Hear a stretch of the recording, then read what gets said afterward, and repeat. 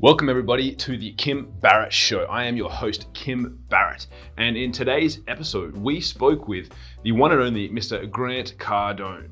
Now, this episode was great because we didn't focus just on sales. And anyone that knows Grant, he's a sales guy, he's a real estate guy. We cover off on some really interesting topics. So we talk about one of my favorites, which is control. So if you've ever thought that you have been a control freak in the past, you do not want to miss this. We have an epic chat. We talk about how to promote and fill events. So Grant has a history of filling huge events. 35,000 people was his last one, 10,000 is his next one. He goes hard. So we cover off on all the different strategies that he uses and what he recommends to do to fill an event and fill it to capacity, right? It's not a 100-person event, 35,000 people. Absolutely insane.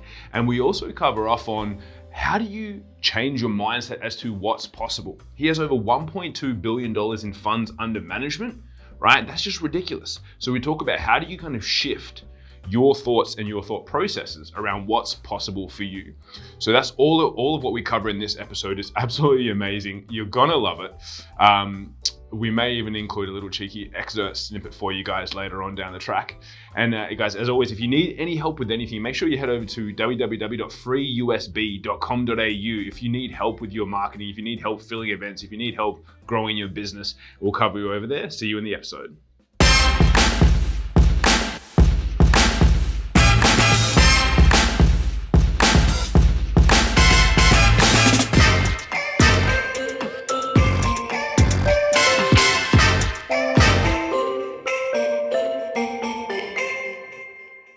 All right, guys, today we are here with the one and only Mr. Grant Cardone, affectionately known as Uncle G. Affectionately. I'm the uncle to men, women, little girls, boys, all over the world, man. People from every country, we have nephews. Everyone. I love it. And nieces. And nieces. And nieces, yeah. And nieces. If you don't know who Uncle G is, over $1.2 billion in funds under management, New York Times bestseller, multiple 8 times best-selling books, courses that are the absolute best in the world. That's why we give him money every month so that we can learn from him. And now, one of the big things that I hear about a lot from you, and I'd love to talk a little bit about, is control. Yeah. And you talk about having control. Great.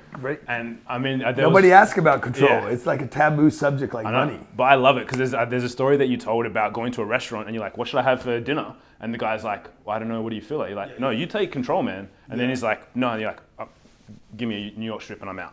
That's it, I'm not going to order anything else. Yeah. So why do you think that is so important for people to have, and why do you think it is taboo in some areas? They're familiar with the too much control. Like, oh, the dictator is going to take over, he's going to control everything, and he's going to run everything into the, it's going to be terrible for everyone. Yeah. I went to Singapore. This is a country that has unbelievable control. Yeah. Streets are clean, no gum, no cigarette smoke in your face. People aren't getting drunk in the streets. Can't chew chewing gum even. Nobody's shooting dope in the, you don't have graffiti on the walls. Yeah. It's control. That is control. And you need control of your environment. And so look, I own, control, partner, or collaborate in 17 businesses. Yeah. Either I need to be in control or the partners need to be in control. Somebody needs to get control. Yeah. Because to the degree we can control the vehicle, we can win the race. If you can't control the vehicle, you can't win the race.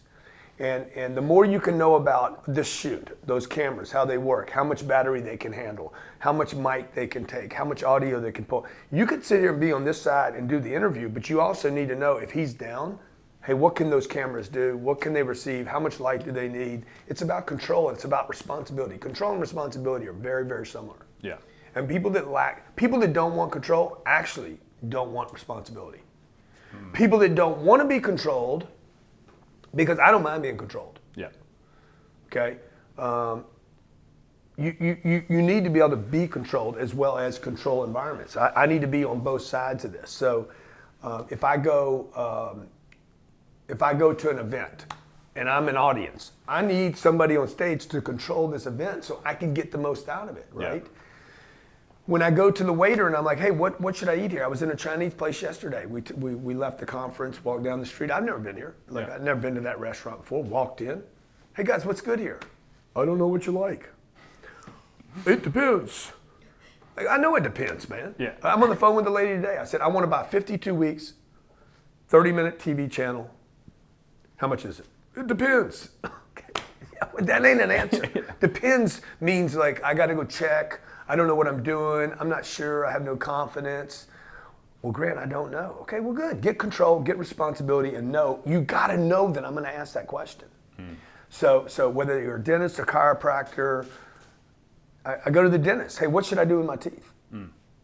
Okay, you should be able to know everything. No, K-N-O-W, control and responsibility and knowing.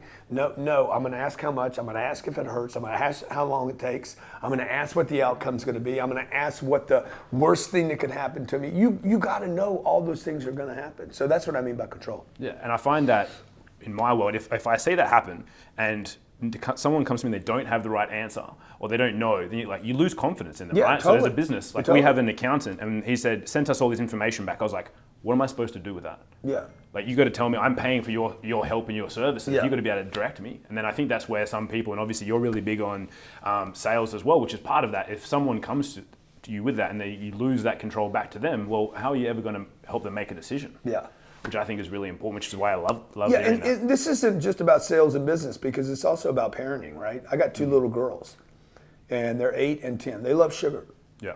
Oh, by the way, who doesn't? Yeah. Yeah. Like, bring it on. Yeah. Like, okay, like chocolate. Okay, yeah, I'm not supposed to. Okay, but boom, it's there. I'm eating it. So, my kids, when my kids are stealing candy from the parents, I know they're stealing it. One of the people that works with us at our house comes and finds a bucket hidden in the closet of my 10-year-old. They're stashing thieves now. They're freaking criminals in my house. That's because I didn't take control. That house should not have chocolate and candy and sugars that they can steal. So not only have I had them violate an agreement, they've had to steal and violate another agreement. Because I left stuff in the environment that that I don't want them eating, that they know is not good for them. So control is to the degree like, hey guys, if you don't want your kids eating chocolate and candy, remove it from the environment. Yeah. If I don't want my kids cutting themselves with knives, maybe remove the knives from the environment. So it's about saying, I want success in the environment. I don't want mistakes and accidents, right? So. Yeah. Statistics with a sales team, with your accountant, with your legal team. My accountant should be lowering my taxes every year. Yeah. Not just billing me every year. Yeah. Like, what are you doing for me? Where's the stat here? Exactly. Where's the value there? Yeah. And I think that's that control and then ownership of that, right? Because it's like, well, if you can't, how can you do that if you don't take ownership? And you go, well, I can't control what they do. I just take it away from them. I control that situation. Yeah, I believe that I can control what other people do. Yeah. So I can control them by rewarding them. I can control them by penalizing them. Yeah. Like, hey man, if you're not going to get me a tax break, then I'm going to go to somebody that can. Yeah. Grant, there's nothing else we can do for you. Okay, how about I take my business to somebody that does and can find something else they can do for me. Yeah, 100%. Or how about you find out, okay, like the tax code in America. I probably know as much about the tax code in America. I know at least enough to ask the accountant, have you checked into this? Yeah. So that I know how to take advantage. That's what I mean by control. Yeah, I love that. And there's a story I remember hearing as well when you first, I think it was the first 10X Growth Con. The reason that came was out of control, if I'm not wrong, by hearing that you went to an event and you were like, this was not what I wanted it to be. We're going to do our own. Yeah. I went to an event. It was in Phoenix. Not that matters to you, but it was in Phoenix, Arizona. I went to the event. They paid me a bunch of money to go there. I fly over there at my expense. I do the deal. I thought it was great. They're upset with me. One guy, didn't like it. You were supposed to talk about this one thing. I'm like, dude, I was going to talk about that one thing until I realized there's 507 people in the room. Yeah. That needed something. We're not interested in that one thing. So sorry, call me later. I'll answer that one question for you. But I'm not going to spend an hour and a half talking to 507 people about something they have zero connection with. Mm.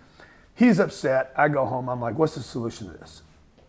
Do your own deals, dude. Do your own deals, and then you can give the audience what you want to give them. Yeah. So I can bitch about him. I can complain. I can be critical, but that doesn't solve the problem. The problem is to take control. And I have found this true to be everything that I'm critical about in my life, whether it's my wife, the kids, my business, my customers. behind every criticism, when I'm pointing the finger, that old thing about point one finger out, you got three pointing back at you. Yeah. It's like, hey, what can I do to take control of this situation? So this thing that bugs me, I take responsibility for. Yeah. And I start controlling the outcome. That's how I ended up with a plane. I hate the airlines. I hate American. I hate what is it? Qantas. Qantas. I hate them all. Okay. Yeah. And then somebody's like, yeah, but have you flown so and so? No, I hate them all, dude. I hate them because I'm trapped on them. I got to wait on them. The food's bad on most of them, right? I hate them. And then I'm like, what can I do about it? Yeah. Hey man, why don't you get in a position where you can buy your own plane? Yeah.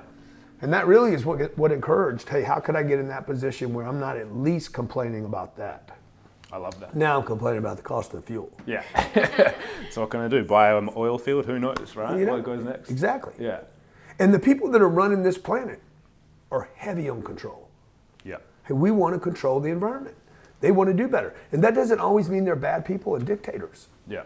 It could mean, like, if you're a good person, then you should take on more control. Because right now you're like, oh, Trump's a bad guy. Well, good, then you become the president. Yeah. Or the person that's running China, he's a terrible person, whatever. Okay, good. Well, then why don't you in China become the president or premier or whatever of China, and you be the great gracious person that you are and spread that graciousness to the planet. Yeah. And the people that do that, the people, like, if we would just all wake up and say, hey, I can do more. I can control more. For me, it started when I was 25 and I was just like trying to control, like, whatever my shoulder width is, that's all I was trying to control because I had my hands full. Yeah. I couldn't, like, I was worried about no one but me. Yeah. Because I was such a mess that the last thing I needed to do was worry about what you were up to because I was screwing up everything. Yeah. So I just started with me and then slowly started extending my ability to control more stuff to where, 25 years ago, I wasn't effective. Now I have 500 employees, 17 businesses. They're all effective. They're all working. They're all profitable. I remember when I couldn't, just one person couldn't be a profit. Yeah.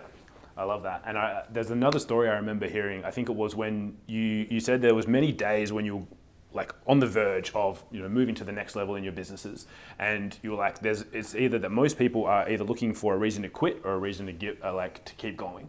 And you saw a number plate, and I think it was Salt Lake City, Utah, or something like that. When you were driving around. Yeah. I remember hearing that story, and I was like, well, that even in those situations, that's taking control. Going, well, I could look for the opportunity to do something new with that, or okay, cool. I'm actually in a traffic jam right now, so that means I should give up on my business. Yeah. See, it's interesting because, if you're a spiritual person and you believe in God, or you're an agnostic and you're like, I don't know, or maybe you don't believe in anything, right? You still need to look for reasons to move forward. And I'm looking for reasons. I'm looking for validation and verification.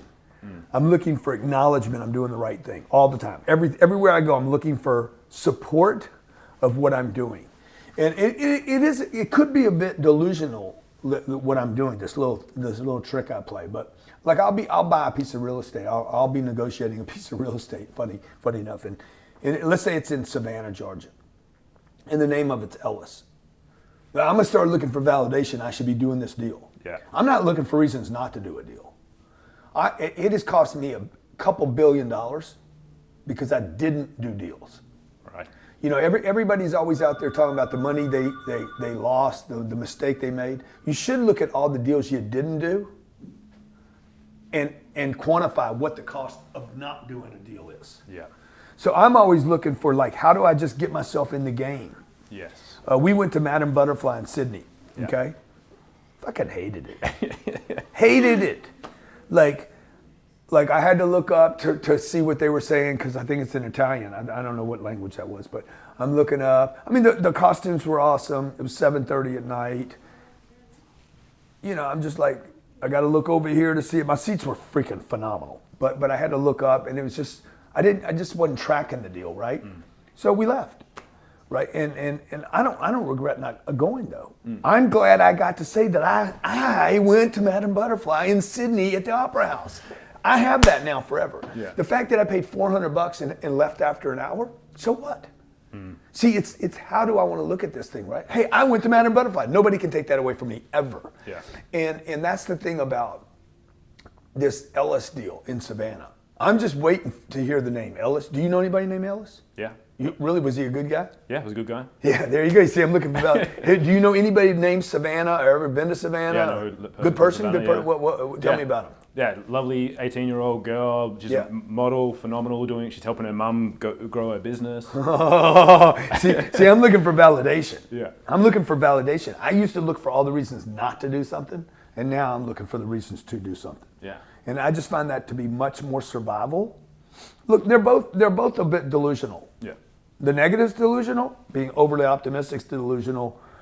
I'm not going to err because I don't make something work. I'm going to err today. In my life, I err mostly because I don't do things.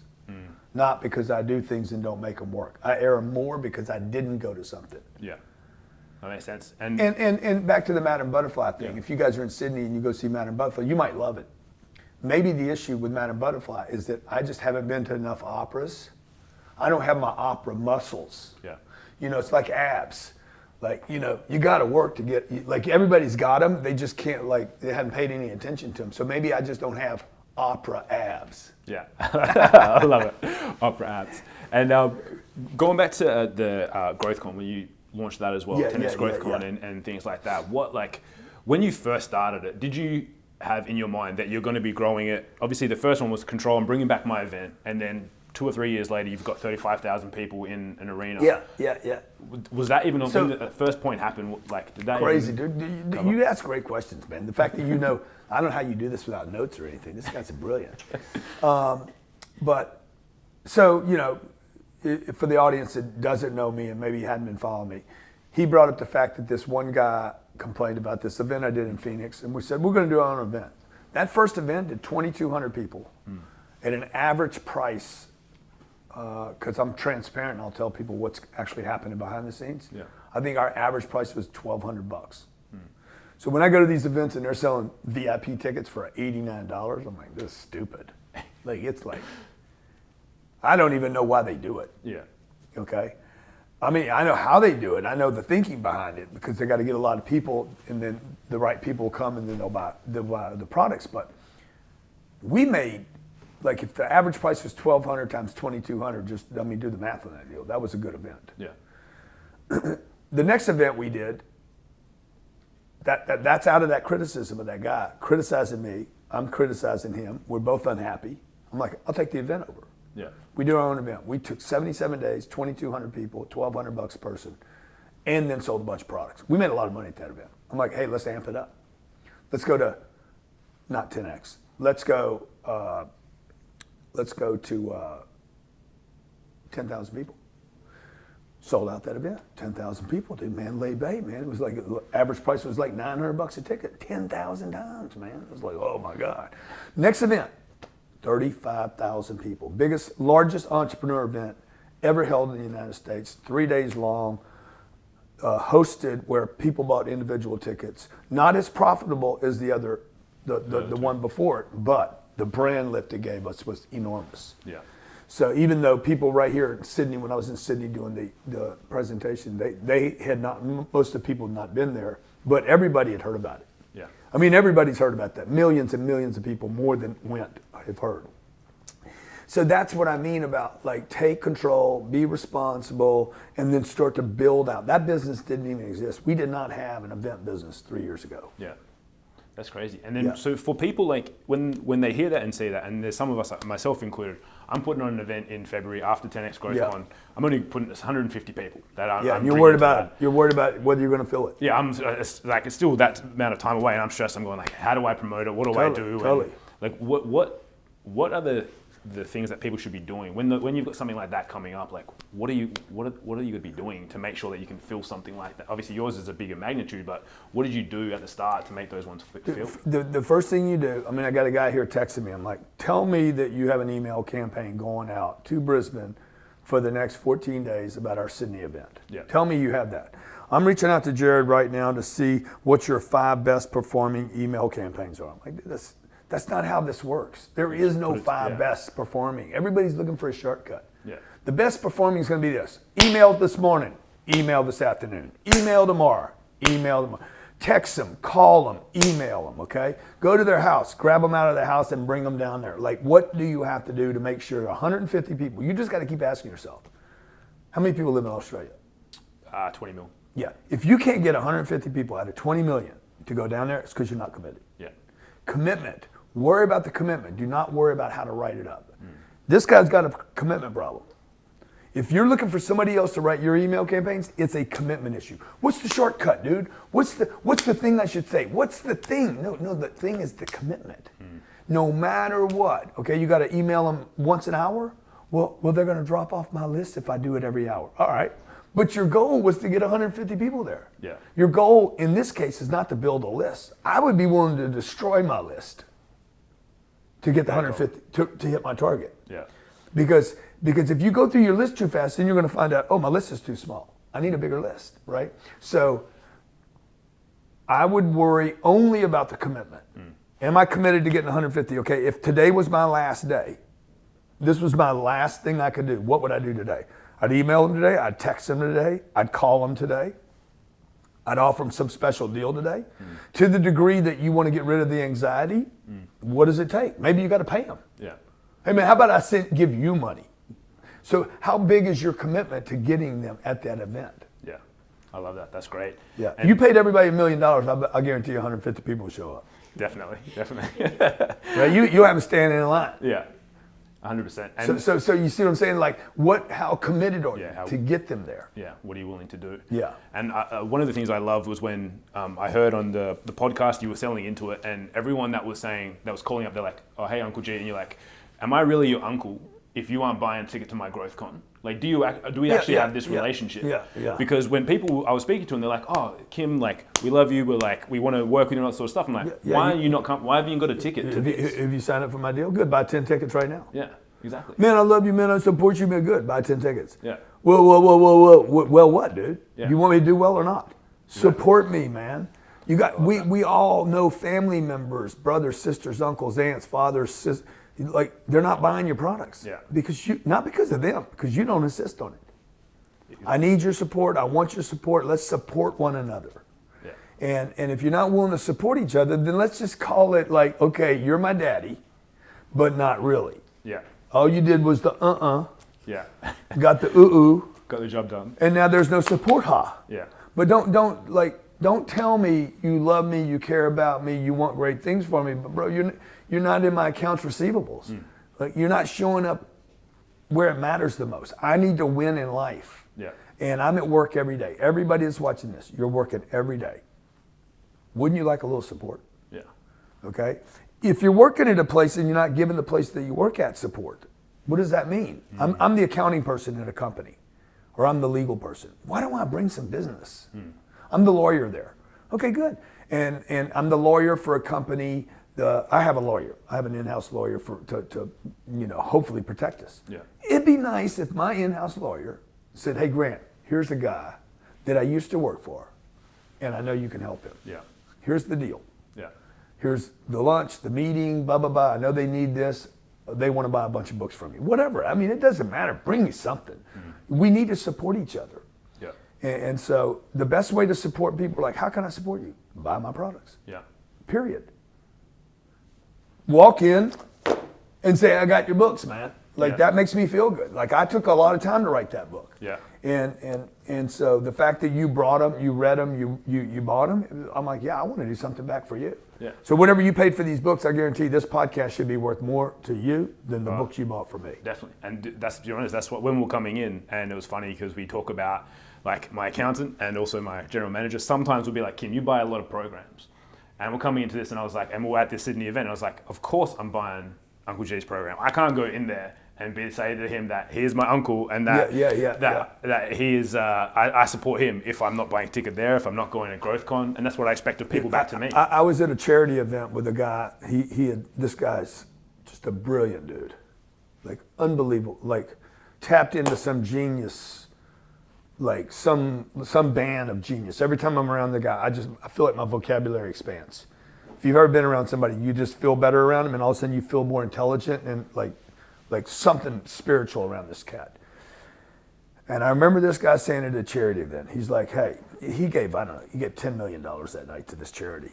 And he looked at everybody in the audience and says, don't leave here without doing something. Everybody, do something. Everybody here can do something. And when I heard that, then he said it in such a loving, compassionate, caring way. It wasn't like I'm so forceful. He didn't have any force on it. It was just like, everyone can do something. And remember, you will feel better when you do something. You always feel better when you do something. And I never forget that. Every event I go to now, every time I'm at an event, I want to do something. I want to buy the hamburger. I want to buy the drink. I want to buy the something. I want to help, just something. That way I can leave saying, I connected. And I see, particularly at these events, I see so many people leave these events without a product. The only loser is the person that leaves without the product. I don't lose because I went to Madame Butterfly and didn't like it. I won because I went and I left. Okay, I won twice actually, because I went and didn't have to stay the whole 3.5 hours. There's some other people that wanted to leave at 1 hour. They're like, fuck it, I ain't leaving here. Yeah. I paid $100 and I'm gonna watch it. How much did we pay? $400? Whatever, they're in the back. I paid $50 and I got to stay to the last scene, no matter what, because I paid $50. Shit, I was in bed at 9. Okay, and now I can still say I went to Madame Butterfly at the Opry House with my wife in Sydney. Yeah. So, man, don't you got to stay connected, right? So your accountant's like, man, you buy all of Cardone's programs. What are you doing? Why isn't he buying them? Yeah. He should be buying. But he's sitting there. He's so busy counting what's there. He's not looking at what he could bring in. And that was my message here to Sydney and to Brisbane. Man, focus 95% of the time should be spent on getting money, getting customers, not managing money and managing customers. That's so true. And when people are hearing you talk about bringing in customers, and obviously they hear your figures, you are very transparent with, like, obviously your real estate business and obviously your normal other businesses too.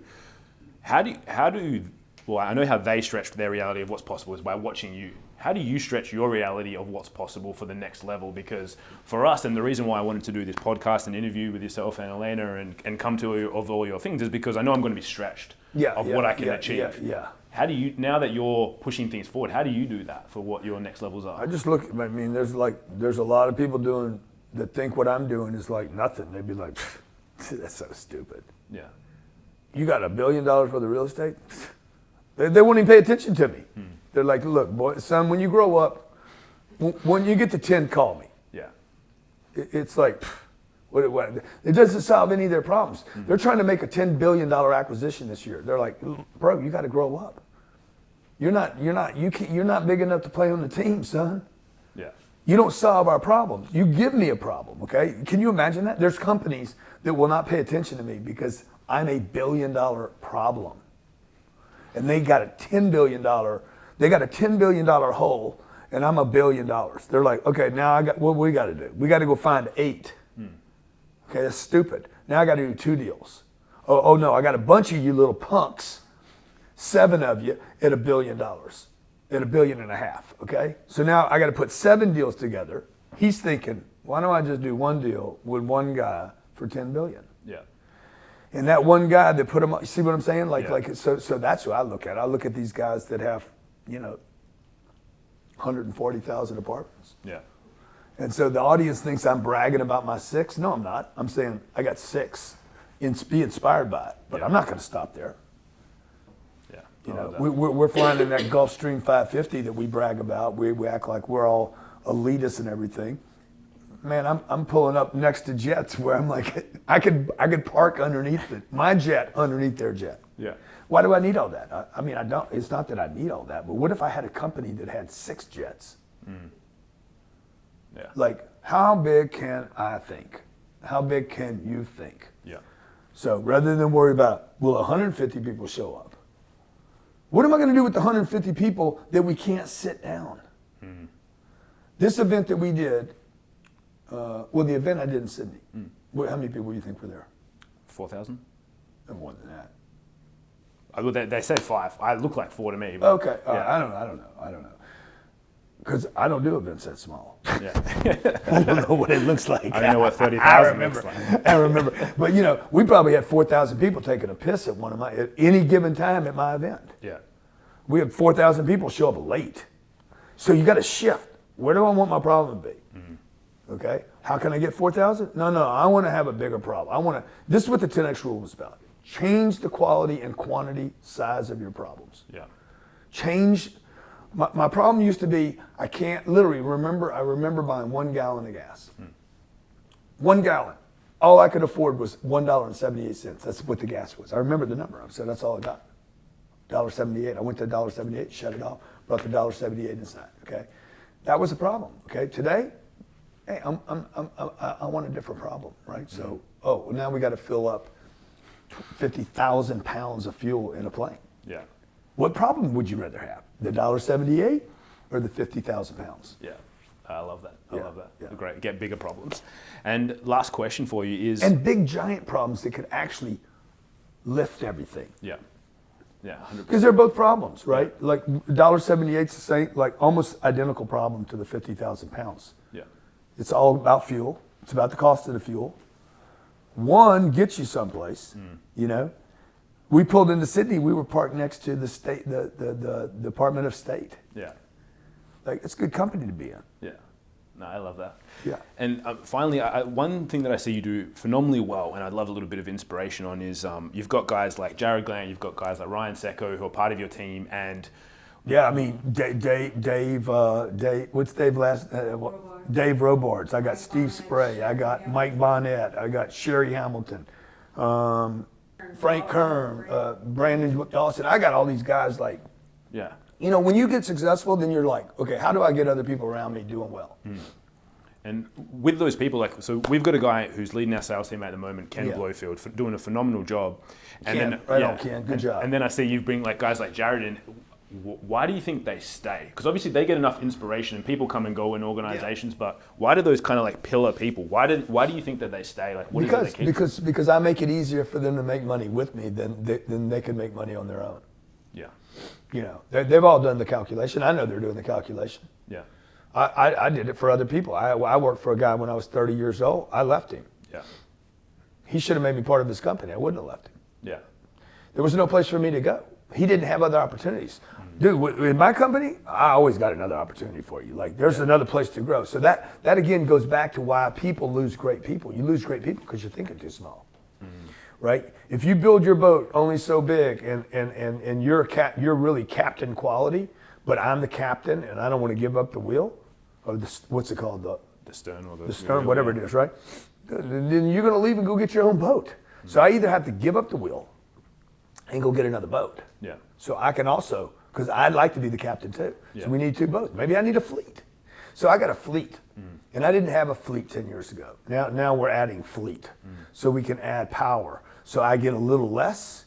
They get something. They're winning. They can't go to another place. They're like, Mike Bonnet's going to make, I don't know, $700,000 this year.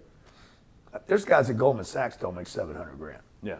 So he's on the phone. He probably hates the job. He can't leave it. He's got 5 kids. He can never go someplace and make that kind of money. It will never happen. We give him the support, the encouragement.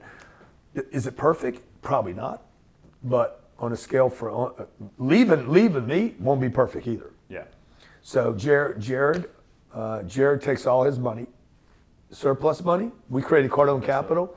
I created it for my family and executives so that Jared would be like, hey, make me rich over here. I'm with you every day. He sees the deals I'm doing. He sees me talking about them. He sees me negotiating. That's the beautiful thing about like what I'm doing is like I'm so transparent. People can see this guy making money at these doing this other job, and then all his money with his wife and kid that he's concerned about, he puts all his extra money in Cardone Capital. He doesn't get a different deal than you do. Same exact identical deal. Yeah. But he's with me every day. He sees how hard I work. Yeah. So that's how I keep great people. I just build a lot of rings so that as they mature, they can go out to these other enterprises or opportunities. Beautiful. I love that. Thank you so much for your time. Really Brother, appreciate it. you, man. Appreciate Thank you so much. Thank you. And guys, if you don't know Grant Cardone on every single social platform, 10x Growth Con, and if you've seen this video before, there is a Sydney boot camp coming up as well. Yeah, let me. When This will is you going to be drop out on this? Monday. Monday, good. So if you go to gcbootcamp.com, gcbootcamp.com, I'm going to do this for you, okay? When you sign up for Sydney, it's a 2-day boot camp, end of the month. I'm coming back to do it. It's half price, and I will include for your audience a 3-day boot camp in the USA. That's On phenomenal. me, okay? That's $10,000, by the way. I'll give that to you. Yeah, and I'll be there, guys. So make sure you grab it. Thank you so much again, Grant. Really appreciate it. Cheers, guys. Thank you.